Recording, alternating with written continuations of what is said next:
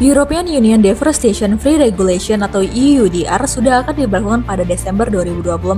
Namun, sinyal penundaan pemberlakuan telah mengemuka sejak 3 hari lalu. Banyak yang mengatakan rencana penundaan hingga Desember 2025 itu akibat tekanan dan penentangan dari banyak pihak di berbagai negara.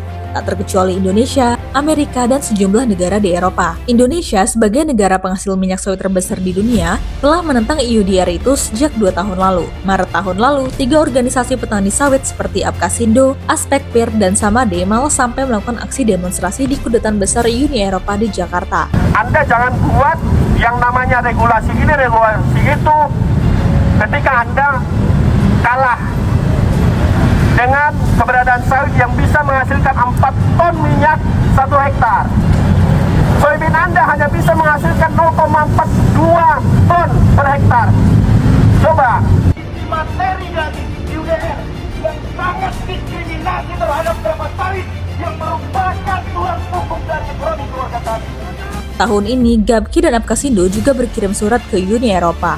Apkasindo pada 20 September dan Gapki 4 hari kemudian. Apkasindo meminta agar EUDR itu ditunda hingga 5 tahun mendatang, sebab terlalu banyak hal yang mesti dilakukan oleh petani sawit Indonesia untuk memenuhi aturan itu.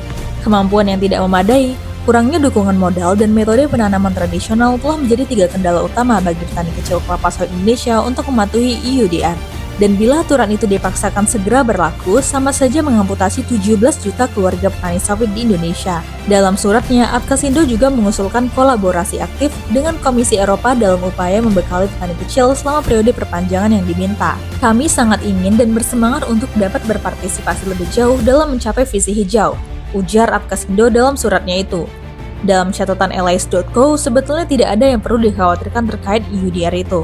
Sebab di salah satu pasalnya telah disebutkan bahwa sawit yang tumbuh sebelum Desember 2020 tidak termasuk dalam tanaman penyebab deforestasi. Aturan ini jauh lebih menolong petani sawit ketimbang aturan KLHK yang baru akan melepas tanpa syarat kebun petani apabila telah dikuasai lebih dari 20 tahun. Akankah EUDR itu akan benar-benar ditunda?